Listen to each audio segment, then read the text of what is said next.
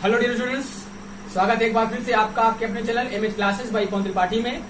और आज हम आपके सामने कक्षा 12 सीबीएसई बोर्ड में हिंदी में काव्य खंड में रघुवीर सहाय द्वारा रचित कैमरे में बंद अपाहिज चौथा चैप्टर लेकर आपके सामने प्रस्तुत हुए हैं। सबसे पहले बगल में जीवन परिचय इनकी रचनाएं, उसकी एक क्लिप लगी हुई, उसको आप पढ़ें। फिर आगे का जो भी प्रोसेस है, फर्दर जो भी स्टडी है, उसको हम करेंगे, अच्छे से एक्सप्लेनेशन करेंगे। आशा करेंगे कि आपको वीडियो समझ में आए। और अगर समझ में आए, अगर आपने हमारे चैनल को सब्सक्राइब नहीं किया तो सब्सक्राइब करें, लाइक करें, शेयर करें और कोशिश करें कि ज्यादा से ज्यादा लोगों तक पहुंचाएं और हमारे इस चैनल का सहयोग करें। तो शुरू करते हैं इसमें। और इसके बारे में थोड़ा सा मैं बता दूं, ये जो चैप्टर है थोड़ा नाटकीय अंदाज में है, क्योंकि आज का जो परिवेश है, आज का परिवेश यही है कि हम जैसे तैसे किसी दूसरे को अपना एक साधन बना करके केंद्र पर रख करके सिर्फ और सिर्फ अपना उल्लू सीधा करना जानते हैं। उसको चूतिया बनाकर, इसको चूतिया बनाकर, उसको मूर्ख बनाकर हम पैसा बनाना जानते हैं। लेकिन हम उस व्यक्ति के बारे में नहीं सोचते हैं कि उस व्यक्ति के ऊपर क्या बीतेगी, उसकी क्या हालत है, क्या उसकी दशा है, वो कैसे रहता है, उसकी क्या मजबूरी है, उसका हम फायदा उठाते हैं अपने लाभ के लिए। सिर्फ और सिर्फ वही इस पूरे कविता में बताया गया है कि एक दूरदर्शन का केंद्र है, एक प्रकार से कह लीजिए कि न्यूज का चैनल है, जहां पर आज साक्षात्कार है एक अपाहिज का। उन लोगों ने एक अपाहिज को ढूंढ निकाला है जिसका आज वो मजाक बनाने वाले हैं, तो उस अपाहिज को लाएंगे, उससे भिन्न भिन्न प्रकार के ऐसे ऐसे सवालों का के तीर छोड़ेंगे उस पर कि जिनके तीरों का किसी भी प्रकार का कोई तोड़ नहीं होगा। अंत में वो बेचारा दुखी होकर रोने लगेगा। वही सारी चीज इसमें बता गई है। अब मैं शुरू करता हूं इस चैप्टर को। हम दूरदर्शन पर बोलेंगे, हम समर्थ शक्तिमान। जो साक्षात्कार करने वाले महोदय जी हैं, वो कह रहे हैं कि हम जब किसी ऐसे व्यक्ति को लाएंगे जो रोचक है, जो आकर्षक है, जिसको लोग देखेंगे, सुनेंगे और हमें उसका प्रतिनिधित्व करते हुए देख करके लोग हमारी सराहना करेंगे। आज ऐसे व्यक्ति को हम आपके सामने लेकर के आए हैं दूरदर्शन पर। हम बोलेंगे उसके लिए, उससे बातें करेंगे कि हम समर्थ हैं, हम शक्तिमान हैं। हम एक दुर्बल को लाएंगे एक बंद कमरे में। अब वो साक्षात्कार करने वाले महोदय जी कहते हैं कि हम आज एक ऐसे व्यक्ति को लाएंगे जो कि विकलांग है, अपने इस बंद कमरे में रख के उससे सवालों की झड़ी लगा देंगे। उससे पूछेंगे तो आप क्या अपाहिज हैं। अब देखिए प्लानिंग चल रही है कि हम उस अपाहिज व्यक्ति से कैसे कैसे सवाल करेंगे, या इस तरह का लीजिए कि किसी व्यक्ति का किस प्रकार मजाक उड़ाया जाता है, उसकी अंतरात्मा को कैसे झकझोरा जाता है। वो यहाँ पर आप देखिए कि उससे पूछेंगे तो आप क्या अपाहिज हैं, तो उससे पूछेंगे कि क्या बताइए क्या आप अपाहिज हैं, तो आप क्यों अपाहिज हैं, बताइए आप किस लिए अपाहिज हैं। आपका अपाहिजपन तो दुख देता होगा। आप ये जो विकलांग हैं, ये जो विकलांगता का आपको अभिशाप मिला है, ये आपको दुख देता है या आपको आराम देता है। कैमरा दिखाओ इसे बड़ा और अपने कैमरामैन को कहता है कि कैमरे का फोकस सीधा इस व्यक्ति के ऊपर करो। हाँ तो बताइए आपका दुख क्या है। अब फिर वही प्रश्न उस व्यक्ति से कि तो बताइए आपको किस प्रकार का दुख है, इस अपाहिजपन से आपको किस प्रकार का दुख है, जल्दी बताइए, वह दुख बताइए। महोदय जी जल्दी से बताइए कौन सा दुख है आपको, उस दुख के बारे में हमें बताइए, हमें सुनना है। आज पूरी जनता आपको सुन रही है, लाइव देख रही है, तो आप बताइए। बता नहीं पाएगा और वो बेचारा मजबूर, असहाय, लाचार अपाहिज, जिसके ऊपर सवालों की झड़ी लगा दी गई है। एक के बाद एक सवाल उससे पूछे जा रहे हैं। एक सवाल पूछने के पश्चात उनके उत्तर की प्रतीक्षा भी नहीं की जा रही है, फिर दूसरा प्रश्न उससे कर लिया जा रहा है। वो बेचारा अपनी मजबूरी को दबा करके उनके किसी भी सवालों का जवाब नहीं दे पाता है। फिर आगे चलते हैं। आज हमारे देश की विडंबना है कि जो व्यक्ति परेशान है उसको और परेशान किया जाता है, जो दबा है उसको और दबाया जाता है, जो गरीब है उसको और गरीब बनाया जाता है। ये नहीं होता कि किसी गरीब की मदद कर दें तो उसका भी जीर्णोद्धार हो जाए। अब देखिए आगे का जो टॉपिक है, सोचिए, बताइए। फिर उससे कहा जा रहा है कि आप इस बात को सोचिए, विचार करिए और फिर हमें बताइए आपको अपाहिज होकर कैसा लगता है। कैसा आपको अपाहिज होकर कैसा लगता है। इस प्रकार के सवालों की झड़ियां लग जाती हैं उस व्यक्ति के ऊपर। सोचिए उस व्यक्ति के ऊपर क्या बीत रही होगी जिसके ऊपर इस प्रकार के सवालों की झड़ी लग जाती है कि क्या आप विकलांग हैं, आप विकलांग हैं तो कैसे विकलांग हैं, और कैसे विकलांग हुए, विकलांग होकर कैसा लगता है आपको।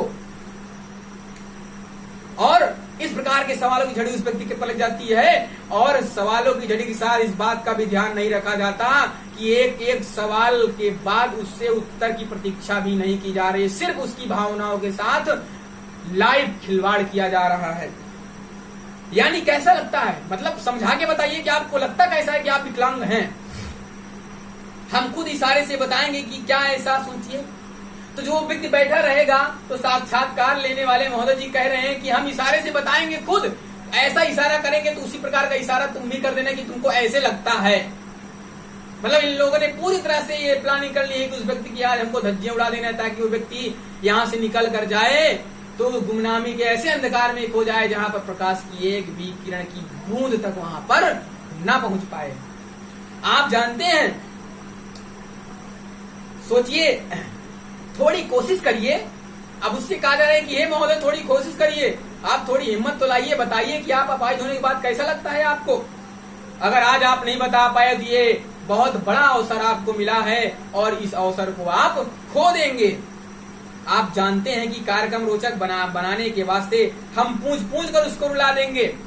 अब वो साक्षात्कार महोदय जी कहते हैं, जो साक्षात्कार ले रहे हैं, कि अपने कार्यक्रम को हम रोचक बनाने के लिए, क्यों, गरीब है, अपाहिज है, लाचार है, भूखा है, अधमरा है, और जब वो उस टीवी के सामने जिसको पूरा देश देख रहा है जब रोने लगेगा तो लोगों की उसके साथ सांत्वना जुड़ जाएंगी, सहानुभूति जुड़ जाएगी और उस चैनल की टीआरपी बढ़ जाएगी। ये सारी चीजें सिर्फ अपने व्यापार के लिए किया जा रहा है। उस व्यक्ति का ध्यान नहीं रखा जा रहा है जो व्यक्ति अपाहिज है। उससे पूछा भी नहीं जा रहा है कि क्या तुम्हारे पास एक खाने के लिए भोजन है, पहनने के लिए कपड़ा है। इंतजार करते हैं आप भी उसको रो पड़ने का। ये भी सत्य है कि अब वो साक्षात्कार लेने वाले महोदय जी कह रहे हैं कि आप भी इंतजार करते हैं उस व्यक्ति के रोने का। आप भी इंतजार करते हैं कि हाँ वो व्यक्ति कब रोने वाला है, अब रोने वाला है, अब रोने वाला है। आप भी उस व्यक्ति के रोने का इंतजार करते हैं। फिर हम पर्दे पर दिखलाएंगे फूली हुई आंख की एक बड़ी तस्वीर और फिर वो साक्षात्कार लेने वाले महोदय जी जो हैं वो अपने कैमरामैन से उस बेचारे की जो आंखों की पीड़ा है, उस पीड़ित आंखों को लोगों को कैमरे के सहारे से दिखाएंगे और उसके होठों पर एक कसमसाहट भी आशा है, आप उसे अपनी अपंगता की पीड़ा मानेंगे। अब ये वो शब्द हैं जो लोगों को संबोधित करने के लिए वो साक्षात्कार लेने वाले महोदय जी कह रहे हैं कि आशा करता हूं कि इस व्यक्ति की जो पीड़ा है, इस पीड़ा को आप अपनी पीड़ा समझेंगे, इसकी अंतरात्मा में जो दुख है उस दुख को आप समझेंगे। एक और कोशिश दर्शक धीरज रखिए। अब कहा जा रहा है कि हे दर्शकों धीरज रखिए, एक और कोशिश हमने की है। एक ऐसे व्यक्ति को हमने उसके जीर्णोद्धार का हमने बेड़ा उठाया है। आप धैर्य रखिए, देखते जाइए और शांति से आप इस जो हमारा चैनल है, इस चैनल के जो काम है, ये जो अच्छे काम है, आप देखते रहिए, धीरज रखिए, धैर्य बनाए रहिए। हमें दोनों एक संग रुलाने हैं, आप और वह दोनों। अब उनकी क्या मंशा है कि वो पहले तो उस व्यक्ति को रुलाएंगे जो बेचारा असहाय उनके सामने बैठा है, उनके किसी भी सवाल का जवाब नहीं दे पा रहा है। दूसरा दर्शक, वो व्यक्ति जब रोएगा, अपाहिज है, वो तो व्यक्ति व्यापार में परेशान है, लेकिन जो जनता उसको देख रही, वो रियल मान की जनता भी उसके लिए परेशान होगी और रोएगी। तो यही कहा जा रहा है कि आज हम दोनों को रुलाएंगे, उस व्यक्ति को भी और पूरे देश की जनता को भी। कैमरा बस करो, नहीं हुआ रहने दो, पर्दे पर वक्त की कीमत है।